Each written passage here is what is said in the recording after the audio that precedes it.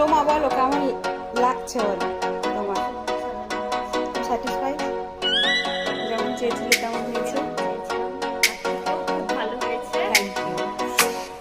তোমাকে সত্যি খুব সুন্দর লাগছে। আরো বেশি ভালো লাগতো তুমি কি বলতো, আগের দিন বিয়ে গেছো তো, আর আজকেই তারপরে ভোরের বেলায় রিসেপশন, তো সবাই বুঝতে পারছো, ওই জন্য ওর মুখটা খুব টায়ার্ড লাগছে, বুঝছে না, মানে ও পুরো দমে গেছে যাকে বলে, ঘুম নেই চোখে। তাও তো মেকআপ করতে করতে ঘুমিয়ে